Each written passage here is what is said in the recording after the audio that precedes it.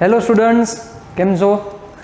લહેરમાં દરરોજ પૂછવાનું ન હોય, પણ તેમ છતાં દરરોજ પૂછી તો એની કાંઈક જમાવટ જુદી આવે ને. ચાલો, આજના સેશનમાં જે આપણું ચેપ્ટર નંબર 3 જે આપણે ચાલુ કરી રહ્યા છીએ, જે ડિસ્કશન અત્યાર સુધી કરી રહ્યા હતા આપણે, સુરેખ પથ પર ગતિ, એમાં ગતિ વિશેનો આપણે ખ્યાલ મેળવી લીધો. લાસ્ટ લેક્ચરમાં આપણે importance of frame of reference any discussion કરી લીધી આપણી લાઈફમાં. હવે આજના દિવસે આપણે આ ચેપ્ટરના નામ ઉપર જવું છે. તમને થશે કે સર ઓહો, તો અત્યાર સુધી આપણે શું કરતા હતા? અત્યાર સુધી આપણે ગતિનો ખ્યાલ મેળવ્યો બચાવ. હવે આપણે આજે ચેપ્ટરના નામ ઉપર જઈએ અને ચેપ્ટરમાં આપણે હવે આગળ વધીએ.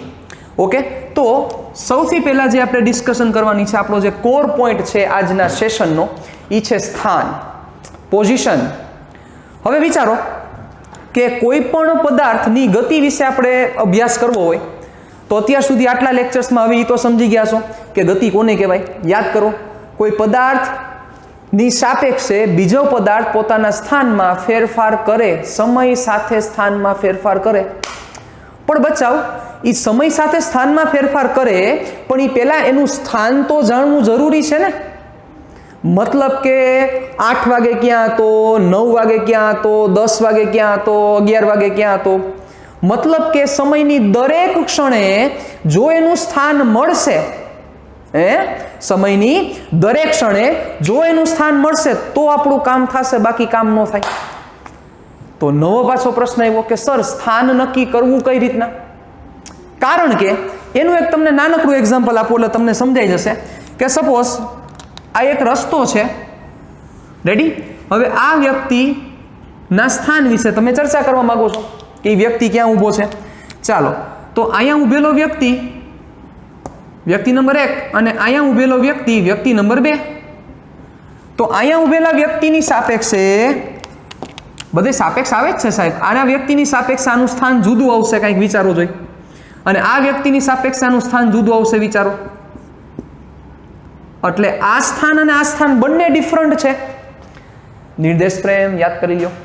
યસ, તો એનો મતલબ કે કોઈ પણ પદાર્થનું સ્થાન નક્કી કરવા માટે તમારે નિર્દેશ ફ્રેમ લેવી પડશે. જે સ્થળેથી જે પરિસ્થિતિમાં અવલોકન કરે એને નિર્દેશ ફ્રેમ કહેવાય. યાદ કરો. તો હવે પાછો પ્રશ્ન જ આવી ગયો, નવો પ્રશ્ન કે સર નિર્દેશ ફ્રેમ કઈ લેવી? કારણ કે એ તો આપણે સમજી ગયા કે સર નિર્દેશ ફ્રેમ કોને કહેવાય, એનું વર્કિંગ કેમ છે, એ શું કહેવા માંગે છે, પણ હવે કઈ નિર્દેશ ફ્રેમ લેવી? તો પેલો એનો જવાબ એ છે કે નિર્દેશ ફ્રેમ કઈ લેવી બચાવ, એનો કોઈ રૂલ નથી. મતલબ તમને મન થાય એ નિર્દેશ ફ્રેમ તમે કન્સિડર કરી શકો. તમને સારું લાગે કે મારે આ નિર્દેશ ફ્રેમ લેવી છે, તમને એવું સારું લાગે કે મારે 100 કિલોમીટર પ્રતિ કલાકની ઝડપથી ગતિ કરતી ટ્રેનને નિર્દેશ ફ્રેમ લેવી છે, લઈ શકાય. તમને એમ થાય કે ચંદ્રને મારે નિર્દેશ ફ્રેમ લેવી છે, મતલબ કે હું ચંદ્ર ઉપરથી ગતિનું ઓબ્ઝર્વેશન કરીશ, લઈ શકાય. તમને એમ થાય કે સૂર્ય ઉપરથી ગતિનું ઓબ્ઝર્વેશન કરીશ, જઈ ન શકાય, ખબર જ છે, પણ એ પણ લઈ શકાય. ફિઝિક્સ એકે એવો નિયમ નથી દેતું કે તમારે આ નિર્દેશ ફ્રેમ કન્સિડર કરવાની નથી. Got it? ક્લિયર? ડન? પણ સામાન્ય રીતે નિર્દેશ ફ્રેમ કોને લેવામાં આવે છે? તો કે કોઈ પદાર્થ, કોઈ એવી એક નિર્દેશ ફ્રેમ લેવાની આવે કે જે હંમેશા સ્થિર છે. જનરલી આપણે એવું કન્સિડર કરીએ છીએ. તો આપણી નિર્દેશ ફ્રેમ તરીકે આપણે શું કન્સિડર કરશું? ચાલો, તો આપણી નિર્દેશ ફ્રેમ તરીકે આપણે 3 અક્ષને ધ્યાનમાં લેવાની છે. કેટલી અક્ષ? 3 અક્ષ. તમે નામ ખબર પડી જ ગઈ હશે હું કઈ અક્ષની ચર્ચા કરું છું. યસ, એક્સ, વાય અને ઝેડ. 3 અક્ષને આપણે ધ્યાનમાં લેવાની થશે. રેડી? Study, go. હાલો, આ 3 અક્ષ. ચાલો, હવે આ 3 અક્ષના છેદ બિંદુને તમે ઉગમ બિંદુ એવું નામ આપો છો. ઇંગ્લિશમાં કહેવાય ઓરિજિન કહેવાય. રેડી? અને ગુજરાતીમાં આપણે એને નામ આપીએ ઉગમ બિંદુ.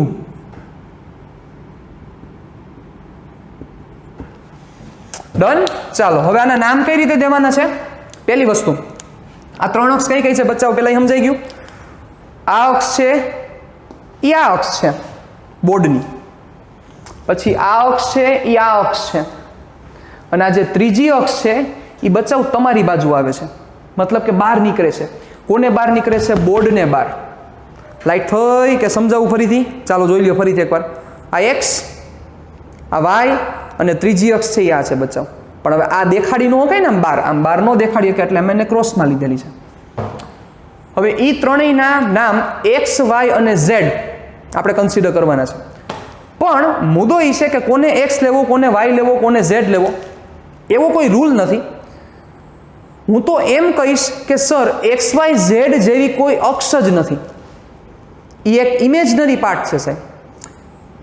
કારણ કે 3D આપણે જોઈએ છીએ એટલે આપણને સમજમાં આવે, એટલે 3 ડાયમેન્શનની લાઈન લેવા માટે એક્સ વાય ઝેડ એવા નામ દીધેલા છે. બાકી એવું કંઈ દેખાતું નથી. તમે સામે રૂમ જો તમને લખેલું હોય કે આ એક્સ અક્ષ છે, આ વાય અક્ષ છે, આ ઝેડ અક્ષ છે, વિચારો લખેલું હોય? યસ. નો લખેલું હોય, ક્યાંય લખેલું હોય તો એ કેવું લાગે? પણ એ ઇમેજનરી પાર્ટ છે. ઇમેજનરી પાર્ટ છે એટલે કે સમજવા માટે એ લીધેલી છે કે આને એક્સ કયો, એક અક્ષને વાય કયો, એક અક્ષને ઝેડ કયો. ફિઝિક્સમાં આ અક્ષોનું કોઈ મહત્વ બહુ ઓમ વધારે છે, પણ એના નામનું કોઈ મહત્વ નથી. એક્સ વાય ઝેડ કન્સિડર કરો, અથવા ચંગુ મંગુ તેંગુ એવું એક નામ કરજો, છગન મગન કલ્પેશ, આવા તમે નામ લ્યો, કાંઈ ફેર નથી પડતો સાહેબ.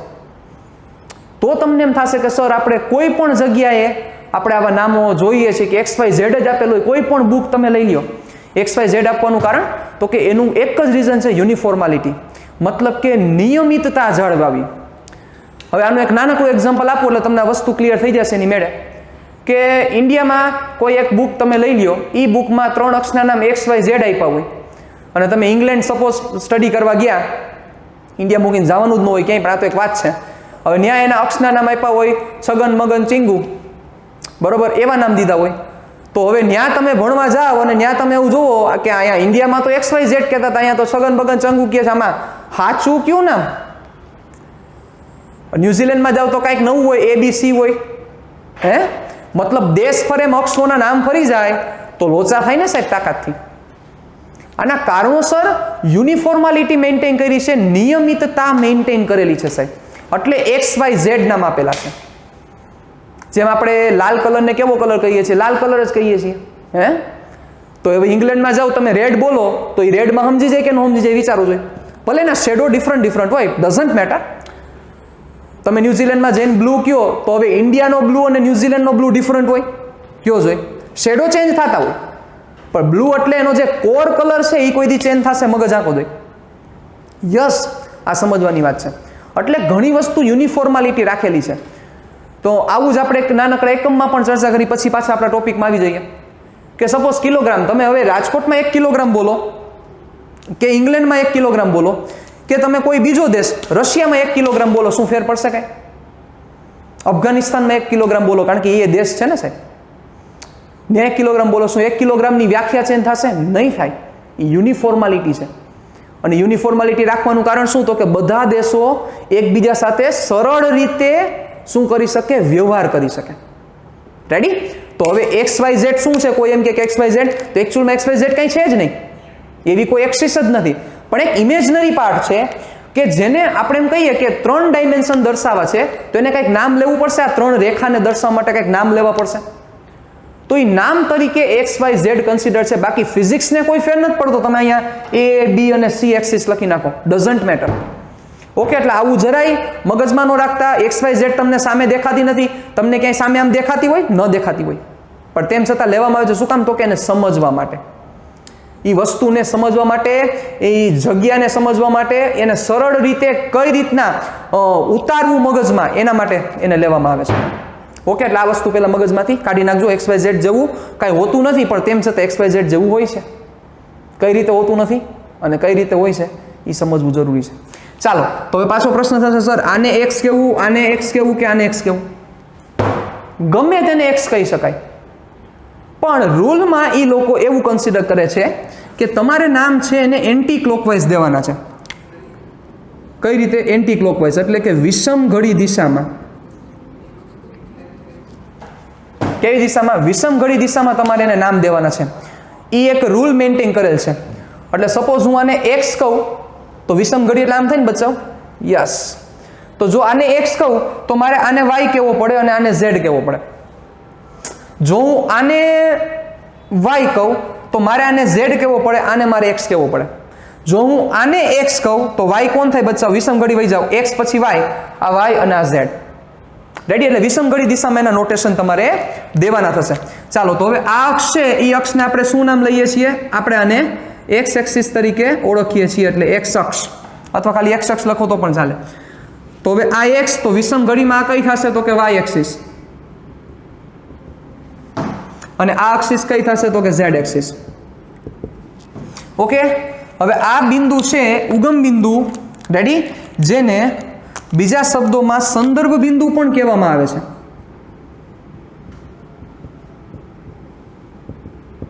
ઓકે, એને ઇંગ્લિશમાં એનું નામ બહુ સારું છે, રેફરન્સ પોઈન્ટ.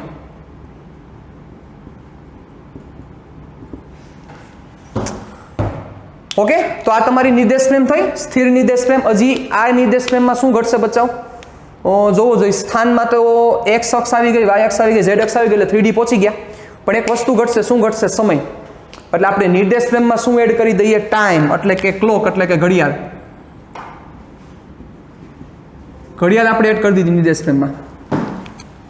રેડી? એટલે અહીંયા દેખાડવાની જરૂર નથી, પણ તમારે સમજી લેવાનું કે ઘડિયાળ હવે આવી ગઈ છે, મતલબ કે જુદા જુદા ટાઈમે શું એનો આઉટપુટ આવશે એ તમે ગોતી શકો છો. ચાલો, તો પેલો પ્રશ્ન આપણે એમ કહી કે આ તમારું સંદર્ભ બિંદુ છે. સંદર્ભ બિંદુ એટલે કે એની સાપેક્ષે તમે આ બધી ચર્ચા કરવાના છો. સંદર્ભ બિંદુ છે એનો મતલબ કે આ પોઈન્ટની સાપેક્ષે તમે બધી ચર્ચા કરવાના છો, કારણ કે બધે સાપેક્ષ આવે જ છે. ડન? ચાલો, તો સપોઝ કોઈ એક સમયે કોઈ કણ છે, એ કણ એ પોઈન્ટ ઉપર રહેલો છે. કોઈ એક સમય કણ છે એ પોઈન્ટ ઉપર રહેલો છે. હવે આ કણે x અક્ષ ઉપર કાપેલું અંતર, y અક્ષ ઉપર કાપેલું અંતર અને z અક્ષ ઉપર કાપેલું અંતર શું થશે? યાદ કરો, તમે ધોરણ 10માં આવી વસ્તુ ભણેલા હતા. હું અહીંયા તમને સમજાવું. તમે કોઈ બિંદુ તો 3, 2 તમે આમ કહેતા, તો આ કઈ રીતના દેખાડતા? યાદ કરો દે બચ્ચાઓ. તો તમે એવું કહેતા કે x અક્ષ ઉપર 3 અંતર ક્યાંથી? તો કે 0 થી ને. સંદર્ભ બિંદુ તમે ન્યાય લેતા, પણ આવી તમે ડિટેલમાં ડિસ્કશન નથી કરેલી. 0, પછી આ 1, 2 અને આ 3. હાલો, x અક્ષ ઉપર 3 અને y અક્ષ ઉપર 2. રેડી? એટલે y અક્ષ ઉપર 2. હાલો, એટલે 2. હવે આ 3 અને 2 ક્યાં ભેગા થાય? આવું કરતા યાદ કરો જોઈએ. આ પોઈન્ટ, આ એ પોઈન્ટ થયો. હા કે ના? યસ. તો એવી જ રીતે સાહેબ આ x છે, y છે. હવે અહીંયા હું એડ કરું છું z અક્ષ. તો હવે તમે અહીંયા ખાલી કેટલા યામ દેખાડતા હતા? 2 યામ. તો એની જગ્યાએ હવે તમારે અહીંયા ત્રીજો યામ એડ કરવો પડશે. તો સપોઝ કે જે આ કણ છે, આ કણનું t1 સમયે જે સ્થાન છે એ કયું સ્થાન છે? x1, y1 અને z1. કયું છે બચ્ચાઓ? x1, y1 અને z1. મતલબ કે x અક્ષ ઉપર કાપેલું અંતર x1, y અક્ષ ઉપર કાપેલું અંતર y1 અને z અક્ષ ઉપર કાપેલું અંતર કેવું છે? તો કે z1. રેડી? ચાલો, કયા સમયે? તો કે t1 સમય. એટલે આપણે અહીંયા એડ કરી દઈએ, કારણ કે ટાઈમ આપણે અહીંયા ધ્યાનમાં લેવાનો છે. t1 સમય એનું સ્થાન અહીંયા છે. ચાલો, સમય સાથે t1 માંથી t2 સમય થયો. એટલે t1 સમયને થોડુંક હજી જો હું ઈઝી બનાવી દઉં, મોટા ભાગનાને ખબર પડી જશે, પણ તેમ છતાં ઈઝી બનાવી દઉં કે સપોઝ 9 કલાકે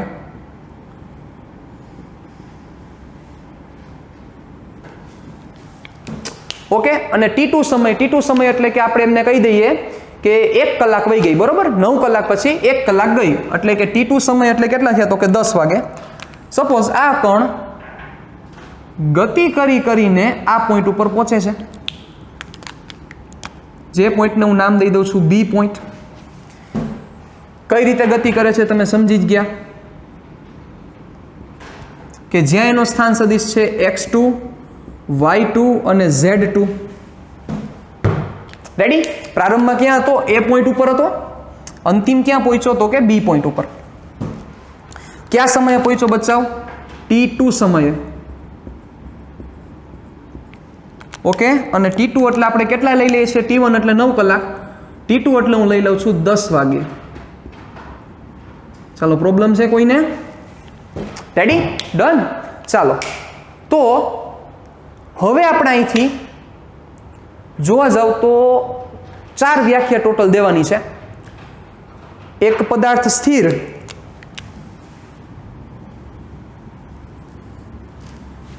પહેલી વ્યાખ્યા કઈ છે? સ્થિર ક્યારે કહેવાય? બીજી વ્યાખ્યા છે એક પારિમાણિક ગતિ. ત્રીજી વ્યાખ્યા છે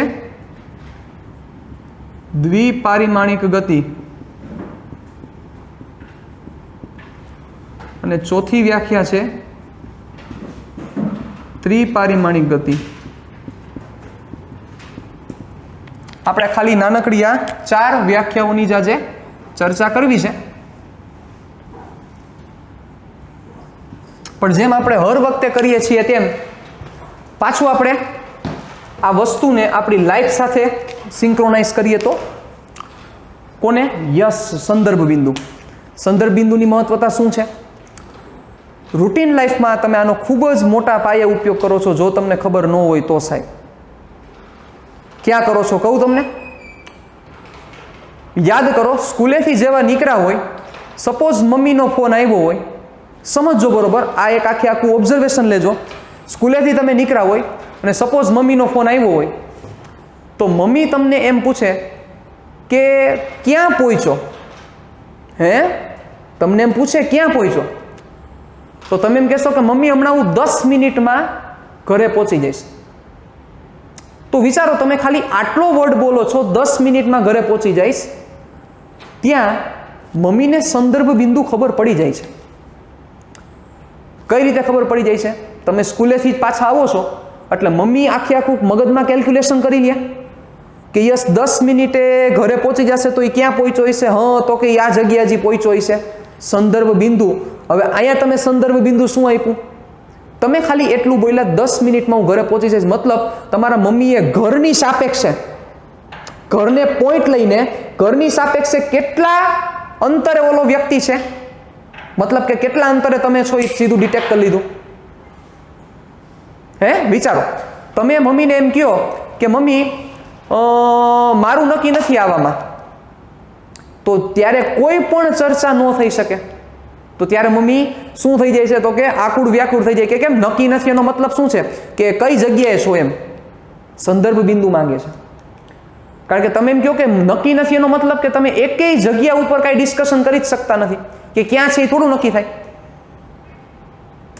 પણ તમે એમ કહો કે હું અત્યારે બસ સ્ટેન્ડ પાસે છું, હું હમણાં આવું છું, તો મમ્મી સીધું કેલ્ક્યુલેશન મારે કે યસ બસ સ્ટેન્ડે છે, તો બસ સ્ટેન્ડેથી અહીંયા પહોંચતા 15 કે 20 મિનિટ થશે. તમે સંદર્ભ બિંદુ આપ્યું સાહેબ.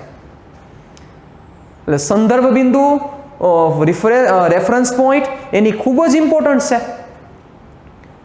હવે કોઈ આપણે એમ કહીએ કે તમારે કોઈ એક વ્યક્તિ, એ વ્યક્તિનું સ્થાન નક્કી કરવું છે. વ્યક્તિ ક્યાં છે આખા દુનિયામાંથી? હવે તમને એમ કે છગનભાઈ નામનો વ્યક્તિ ગોતી આવો, છગનભાઈ નામનો વ્યક્તિ ગોતી આવો. તમે એમને ગોતી આવી શકશો? વિચારો તો. હવે આખા દુનિયામાં છગનભાઈ નામના કેટલાય વ્યક્તિ હોય? તેની જગ્યાએ તમને એમ કહેતો કે ઇન્ડિયામાંથી ગોતી આવો, તો થોડુંક આખા વર્લ્ડ કરતા ઇન્ડિયામાંથી ગોતવું થોડુંક ઇઝી પડે. ઇઝી નથી પણ ઓમ ઇઝી પડે ને, આખા વર્લ્ડની સાપેક્ષે તો ઇઝી પડે. સાંભળજો બરોબર, તમને એમ કહેતો કે ઇન્ડિયામાંથી નહીં, હવે ગુજરાતમાંથી છગનભાઈ ગોતી આવો, તો એના કરતાં પણ વધારે ઇઝી પડશે. તમને એમ કહેતો રાજકોટમાંથી છગનભાઈ નામનો વ્યક્તિ ગોતી આવો, એના કરતાં પણ ઇઝી પડશે. તમને એમ કહેતો બસ સ્ટેન્ડની આસપાસના વિસ્તારમાં છગનભાઈ ગોતી આવો, એના કરતાં પણ ઇઝી પડશે. તમને એમ કે બસ સ્ટેન્ડમાં જ છગનભાઈ નામનો વ્યક્તિ કામ કરે છે, એને ગોતી આવો, તો હવે હાવ ઇઝી પડે કે ન પડે? વિચારો સાહેબ. આ જ વસ્તુ છે સાહેબ, રેફરન્સ પોઈન્ટની આ જ ઇમ્પોર્ટન્સ છે કે તમે સંદર્ભ બિંદુ લ્યો છો તો સ્થાન, સંદર્ભ બિંદુ કેવું લ્યો છો જેથી તમે સ્થાન સરળતાથી નક્કી કરી શકો છો. તમારા સંદર્ભ બિંદુ લેવામાં જ લોચા હોય તો સ્થાન નક્કી કરવામાં બહુ મોટા લોચા થઈ જાય. એટલે સંદર્ભ બિંદુ કેવું લેવું એ ખાસ મગજમાં હોવું જોઈએ. અને આપણે સંદર્ભ બિંદુને જનરલી ઉગમ બિંદુ તરીકે લઈએ છીએ. રેવડી? ડન? ચાલો હવે આપણી જે વ્યાખ્યા છે વ્યાખ્યા ઉપર જઈએ. સ્થિર, કોઈ પદાર્થ સ્થિર ક્યારે કહેવાય? તો કે સિમ્પલ છે, તમે t1 સમયે એક કણને જોવો છો, એ x1 y1 અને z1 જેટલા ડિસ્ટન્સ ઉપર છે, મતલબ કે આ પોઈન્ટ ઉપર છે. થોડોક સમય ગયા બાદ તમે પાછું જોયું, મતલબ કે દર ક્ષણે જોવો છો, દર ક્ષણે આ કણ છે એ આ જગ્યાએ જ પડ્યો રહે છે. હે, બરોબર? મારી વાત સાંભળજો. તમે t1 સમય જોયું, 9 વાગે જોયું, 9 વાગે આ ભાઈ અહીંયા જ છે, 9 ને 5 અહીંયા જ છે, 9 ને 10 અહીંયા જ છે, 9 ને 11 અહીંયા જ છે, દર ક્ષણે અહીંયા જ છે. મતલબ શું થશે? એનો મતલબ કે એનો મિનિંગ એવો છે કે સમય સાથે એના જે આ યામ છે x y અને z, એ યામ બદલતા નથી, કારણ કે દર ક્ષણે હજી તમને થોડુંક નાનકડું ડિટેલમાં જાઓ કે જેથી તમને પ્રોબ્લેમ ન થાય. 9 વાગે તમે જોયું x1 y1 z1, 9 ને 1 એના પછીની ક્ષણની કોઈ વ્યાખ્યા નથી સાહેબ. એના પછી જોયું તમે કોપી x1 y1 z1, એના પછી જોયું x1 y1 z1, x1 y1 z1, આવું તમે 10 વાગ્યા સુધી નિરીક્ષણ કર્યું, x1 y1 z1 જ મળે છે. It means there is no change in any dimension. મતલબ કે x y z એના એકેય કોઓર્ડિનેટ્સમાં, એટલે કે એના યામમાં કાંઈ ફેરફાર નથી થતો. તો હવે સિમ્પલ ને સ્થિરની વ્યાખ્યા આપણી બની ગઈ. વિચારો કે ક્યારે પદાર્થ સ્થિર કહેવાય. આ બધી વસ્તુ કોની સાપેક્ષે છે તમે જાણો છો, નિર્દેશ પ્રેમની સાપેક્ષે આ બધી વસ્તુ છે, એટલે હું લખતો નથી. તો ક્યારે સ્થિર કહેવાય? કે જ્યારે સમય સાથે, સાંભળજો મારી વાત, સમય સાથે પદાર્થના એકેય યામમાં ફેરફાર ન થાય. અથવા આપણે એમ કહીએ કે સમય સાથે પદાર્થના બધા યામ અફર રહે. અફર એટલે ફરે નહીં એવું. મતલબ કે સમય સાથે આ પદાર્થના બધા યામ અફર રહે, અથવા સમય સાથે આ પદાર્થના બધા યામ અચળ રહે. અફર રહે અથવા અચળ રહે. તો એનો મિનિંગ શું થયો? સમય સાથે એના એકેય યામમાં કંઈ ફેરફાર નથી થતો. તેનો મતલબ આ પદાર્થ કેવો છે? તો કે સ્થિર છે. કોની સાપેક્ષે? યસ, આ નિર્દેશ ફ્રેમની સાપેક્ષે. વાંધા બચકા? તો હવે એ તમને વ્યાખ્યા હું અહીંયા લખી દઉં છું, તમે તમારી બુકમાં પણ નોટ કરી લેજો કે જો સમય સાથે કણ, આપણે પદાર્થની જગ્યાએ કણ લઈએ છીએ, કણના બધા યામ અફર અથવા અચળ જળવાઈ રહે તો તે પદાર્થ કેવો છે તેમ કહેવાય? સ્થિર છે તેમ કહેવાય. સિમ્પલ વસ્તુ. હાલો, એક પારિમાણિક મતલબ કે વન ડાયમેન્શનલ મોશન. ઇંગ્લિશમાં શું કહેવાય? 1D. ઠેકવાની નથી હો, 1D. 1D motion. તો સિમ્પલ, હવે વ્યાખ્યા બનાવતા આવડી ગઈ સાહેબ. એક પારિમાણિક ગતિ એટલે સમય સાથે કણના કેટલા યામમાં ફેરફાર થવો જોઈએ? એક યામમાં. કાં તો x, કાં તો y, કાં તો z. મતલબ કે કાં ખાલી x ફરવો જોઈએ, કાં ખાલી y ફરવો જોઈએ, કાં ખાલી z ફરવો જોઈએ. તો શું વ્યાખ્યા થઈ? કે જો સમય સાથે કણના માત્ર એક જ યામ ફરે સાહેબ, ઓનલી વન કોઓર્ડિનેટ્સ ખાલી ચેન્જ થાય સમય સાથે, તો એને શું કહેવામાં આવશે? એક પારિમાણિક ગતિ કહેવામાં આવશે. રેવડી? ડન? તો હવે આપણે શું યાદ રાખશું કે જો સમય સાથે કણનો ખાલી કેટલા યામ ફરતો હશે? ખાલી એક યામ ફરતો હોય. સમય સાથે ખાલી કણનો એક યામ ફરતો હોય તો આવી ગતિને કેવી ગતિ કહેવામાં આવશે? એક પારિમાણિક ગતિ કહેવામાં આવશે.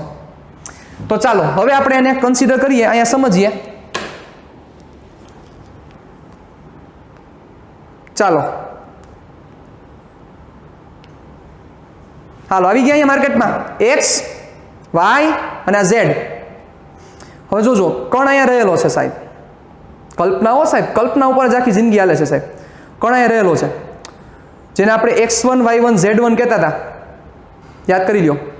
અહીંથી સપોઝ કણ અહીંયા જાય છે, જેને આપણે નવું સ્થાન આપ્યું હતું x2 y2 અને z2. મગજ રાખજો સાહેબ, મગજનું દહીં થશે થોડું, પણ એવી જ જમાવટ છે સાહેબ. ચાલો, અહીંયા હતો કણ, પાછા અહીંયા આવી જાઓ. હવે આપણે શું કીધું છે? ખાલી એક યામ બદલવાનો છે. તો વિચારો, હું ખાલી જો આ કણ આ દિશામાં ગતિ કરતો હોય, કઈ જોજો, વિચારો જોઈ કયા યામમાં ફેરફાર આવ્યો છે. વિચારો, કયા યામમાં ફેરફાર આવ્યો છે? આ x એટલે આ યામ થયો, જોજો. y એટલે આ ઊંચાઈ થઈ, અને z એટલે એ તમારી સાઈડ થયું. ફરીથી કહી દઉં, x એટલે આ થઈ આ વસ્તુ. 1 મિનિટ. x એટલે આ y અને આ z. मतलब કે 12 બાજુ આવે તો z અક્ષમાં ફેરફાર થાય છે એવું કહો, આ બાજુ જાય તો ખાલી x માં ફેરફાર થાય છે એમ કહો, અને ઊંચાઈ ઉપર જાય તો ખાલી y માં ફેરફાર થાય છે એમ કહો. હવે વિચારો તો શું થશે બચ્ચાઓ? અહીંથી આમ જાય છે, ચાલો શેમાં ફેરફાર થાય છે? કયો આમ ફરે છે જોવો જોઈએ. યસ, અહીંથી અહીંયા ગયો તો જોવો જોઈએ એની જે ઊંચાઈ છે એ ઊંચાઈ ઈ ને ઈ છે, કાંઈ ફેર નથી. સાંભળજો બરોબર. ફરીથી અહીંયા તો અહીંથી અહીંયા ગયો તો વિચારો તો કયો આમ ફર્યો? આ ઊંચાઈમાં કાંઈ ફેરફાર થયો તો કે ના, એ અહીંયા હતો એવડી જ અહીંયા ઊંચાઈ છે. આમ કાંઈ ફેરફાર થયો તો કે ના, એ અહીંયા હતો એવડો જ અહીંયા છે. પણ એક વસ્તુ ફરી, આ ચેન્જ થઈ. કઈ અક્ષ ફરી? એક્સ અક્ષ. એવી જ રીતે હવે ખાલી મારે વાય અક્ષ કેવી હોય તો વિડીયો પોઝ કરો ને વિચારો, ચાલો વાય અક્ષ કેવી છે તો શું થશે? કરી દો, વિડીયો પોઝ કરી દો, પછી મગજ નાખો. કરી દીધો, ડન. જોવો હવે અહીંયા આ કોણ રહેલો છે, ખાલી વાય માં ફેરફાર કરવાનો છે. વાય મતલબ ઊંચાઈ ફેરફાર કરવાની છે સાહેબ, સમજી ગયા તમે? યસ. જો ખાલી હું આમ કરું એનો મતલબ શું થયો? મેં ખાલી ઊંચાઈમાં ચેન્જ કરી છે, આમ કાંઈ ફેરફાર નથી થતો. સાથે આમ પણ કાંઈ ફેરફાર નથી થતો. અહીંયા હતો, અહીંથી આમ ઉપર ગયો તો ખાલી વાય અક્ષ ફર્યો. અને હજી ત્રીજું ઝેડ લેવાનો બાકી ને. હાલો ઝેડમાં કેમ લેશું વિચારો? અહીંયા જે રહેલો છે ઝેડમાં ખાલી ફેરફાર કરવાનો છે. યસ, ઝેડ એટલે તમારી સાઈડ. યસ, કે જો ખાલી આ ફરશે તો એનો મિનિંગ એવો થાય કે આ ઝેડ યામમાં ફેરફાર છે. તો એનો મિનિંગ શું થયો? જો સમય સાથે કોઈ એક જ યામ બદલાય, એક જ બદલો ને, કે જો આમ જાય, કાં આમ જાય, કાં આમ જાય, સમય સાથે માત્ર એક જ યામ બદલો તો આવી ગતિને કેવી ગતિ કહેવાય? એક પારિમાણિક ગતિ કહેવાય. મતલબ કે 1D મોશન કહેવાય. તો આપણે એની વ્યાખ્યા શોર્ટ એન્ડ સ્વીટમાં લખીએ તો શું થાય? કે જો સમય સાથે કણનો માત્ર એક યામ બદલે તો આવી ગતિને કેવી ગતિ કહેવાય છે? 1 ડાયમેન્શનલ મોશન. જેને આવી ગયા હવે આપણું ચેપ્ટર સુરેખ પથ પર ગતિ કહે છે. મતલબ કે જો માત્ર ને માત્ર એક જ ડાયમેન્શનમાં ફેરફાર થશે તો એવી ગતિને સુરેખ પથ પર ગતિ કહેવાય છે, કે જેના વિશે હવે આપણે આ ચેપ્ટરમાં ચર્ચા કરવાની છે. આ આપણું ચેપ્ટરનું નામ હવે આવ્યું, હવે પૂરું થયું. પેલા ગતિ સમજ્યા, હવે સુરેખ પથ પર ગતિ સમજ્યા. સુરેખ પથ પર ગતિનો મતલબ શું? સમય સાથે માત્ર એક જ યામ બદલવો જોઈશે. કાં તમે x કયો તો આ x, કાં y કયો તો આ y, કાં z કયો તો z. ત્રણેય નો બદલવા જોઈએ. ગમે તે x લઈ લો, y લઈ લો, z લઈ લો. તો આવી ગતિને 1 ડાયમેન્શનલ મોશન કહેશે. ઉદાહરણ આપો. ચાલો ઉદાહરણમાં શું લઈ લઈએ? સિમ્પલ છે, એક નાનકડું એક્ઝામ્પલ લઈ લઉં. મેં ગતિના પ્રકારનો એક એનિમેશન વિડીયો પણ અપલોડ કરેલો છે, તમે જોઈ લેજો. એમાં મેં સમજાવેલું છે તમને આખી વસ્તુ, પણ તેમ છતાં અહીંયા તમને સમજાય એના માટે મૂકું. સપોઝ આ એક સીધો રસ્તો છે. હવે આના ઉપર કોઈ એક વ્યક્તિ છે, એ વ્યક્તિ આ રસ્તા ઉપર સીધો હાલ્યો જાય તો એના ખાલી કેટલા યામ બદલશે બચ્ચાઓ? યસ, ખાલી એક જ યામ. કયો યામ? જોવો જોઈએ, આ એક યામ. એની જગ્યાએ કોઈ એક બોલ છે, બોલને ઉપરથી હું મૂકી દઉં તો બોલ કઈ રીતે ગતિ કરશે? તો કે નીચે આવેલો આવશે. હવાનો અવરોધ કે આપણે કઈ બીજું કઈ ગણતા નથી. જેવો સીધો બોલને મૂકીશ તો સીધો નીચે પડશે. કેવી ગતિ છે બચ્ચાઓ? એક જ ડાયમેન્શન ફર્યો. કયો ડાયમેન્શન ફર્યો? વાય. તો આવી ગતિને કેવી મોશન કહેવામાં આવશે? 1 ડાયમેન્શનલ મોશન કહેવામાં આવશે, કે જેમાં માત્ર ને માત્ર એક યામ ફરે છે. ક્લિયર? ચાલો તો હવે એનું ઉદાહરણ મારે કેવું હોય તો ઉદાહરણ કહી દઈએ આપણે અહીંયા સાથે સાથે. ચાલો ઉદાહરણ આપણે લઈ લઈએ.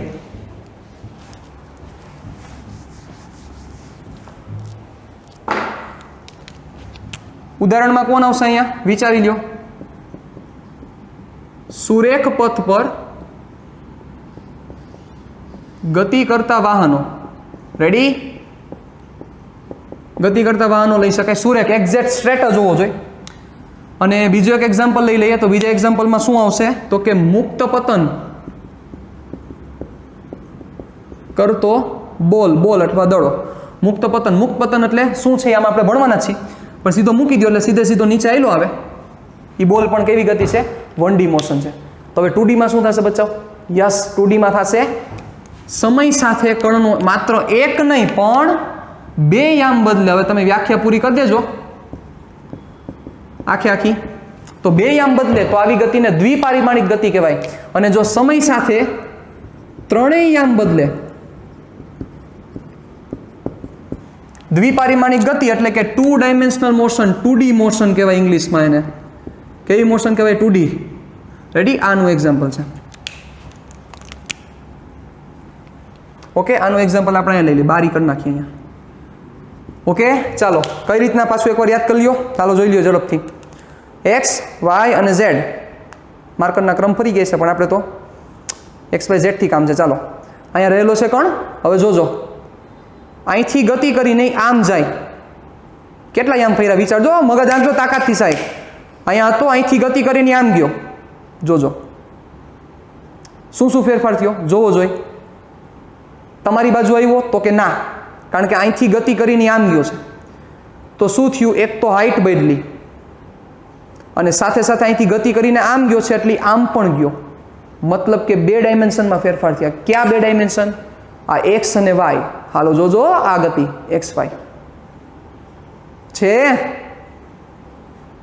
ચાલો પછી આપણે વાયઝેડમાં ગતિ લેવી હોય તો શું થાય? ચાલો ધ્યાન રાખજો સાહેબ, જોજો બરોબર. શું થયું?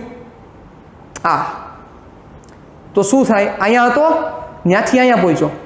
તો વિચારો જોઈ, આ જે છે એટલે કે આ એક્સચેમમાં કઈ ફેરફાર થયો? વિચારો, મગજને કષ્ટ આપો નહીં. હાઈટ બદલી, હાઈટ વધી અને તમારી સાઈડ આવ્યો. જુઓ છે તો કેવી ગતિ થઈ? 2 ડાયમેન્શન. કયો યામ ફર્યો? વાયઝેડ યામ. હાલો કોણ બાકી? હવે એક્ઝેડ. એક્ઝેડ એટલે શું થયું? એક આ અક્ષ અને તમારી બાજુની અક્ષ, એટલે કે આમેય જવો જોઈએ અને તમારી બાજુ આવવો જોઈએ, પણ હાઈટમાં જવો જોઈએ નહીં. હાલો કરો, અહીંયા છે હાઈટમાં ફેરફાર થવો જોઈએ નહીં. એટલે હાઈટ આની કેટલી છે? આટલી જ છે, એટલી જ રહેવી જોઈએ સાહેબ. હા હાલો રેવડી. કેટલી મોશન થઈ? 2 ડાયમેન્શન. કયો આમ ફર્યો? ઝેડ અને એક્સ. પેલામાં શું થયું હતું? હાલો જોજો, એક્સ વાયમાં શું થયું હતું? આમ થયું હતું, મતલબ તમારી સાઈડ નથી આવતો. વાયઝેડમાં શું થશે? આમ ન જવો જોઈએ. હાલો છે. અને ઝેડ એક્સમાં કહું તો શું થાય? ઊંચાઈ ઉપર ન જવું જોઈએ, ખાલી 2 આમ ફેરવવાના છે. પણ 3D કહી દઉં તો બચાવ. 3Dમાં શું થવું જોઈએ? આઈ ફરવો જોઈએ, આઈ ફરવો જોઈએ અને આઈ ફરવો જોઈએ. હાલો લાઈટ થઈ, જોજો કે નહીં. અહીંયા હતો, ત્યાંથી અહીંયા પહોંચી ગયો. આઈ ફર્યો, તમારી બાજુ આવ્યો, ઉપર પણ આવ્યો, એટલે અહીંયા હતો. જોજો સાહેબ પહોંચ્યો ક્યાં? અહીંયા. મતલબ આ પણ ફેર છે, આ પણ ફેર છે ને તમારી બાજુ પણ આવે છે. યસ, તો એ 3 ડાયમેન્શન મોશન છે. હવે તમારું આજનું હોમવર્ક શું છે? મેં તમને 1 ડાયમેન્શનલ મોશનના ઉદાહરણ એક આપી દીધેલું છે સાહેબ. 1D મોશનનું મેં તમને એક્ઝામ્પલ દઈ દીધું છે.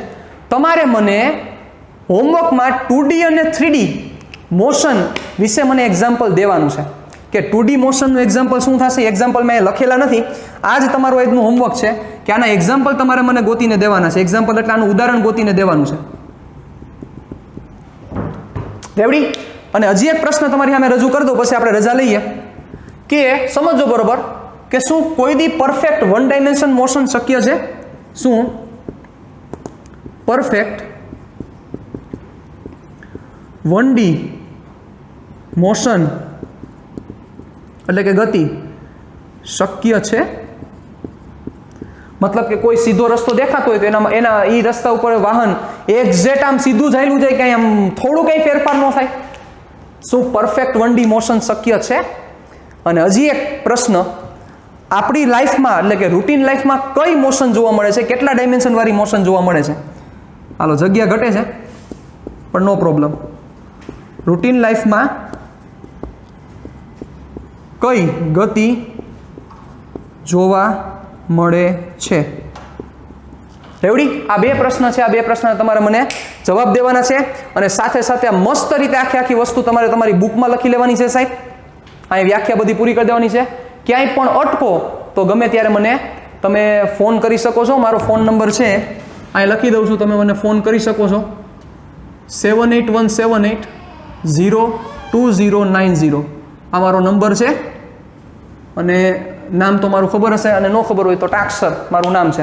ઓકે, એટલે ગમે ત્યારે અટકો, કોઈ પણ જગ્યામાં ક્યાંય પણ ઇસ્યુ હોય કે આગલા કોઈ પણ લેક્ચર્સમાં કંઈ પ્રોબ્લેમ રહી ગયો હોય તો તમે કમેન્ટ બોક્સમાં કહી શકો છો. પણ સપોઝ એમાં તમે મૂંઝાતા હોય તો તમે મને ફોન કરી શકો છો. Okay done. તો નેક્સ્ટ ટાઈમ મળશું ત્યારે ખૂબ જ સારા એવા ડિસ્કશન સાથે આગળ વધશું. Thank you.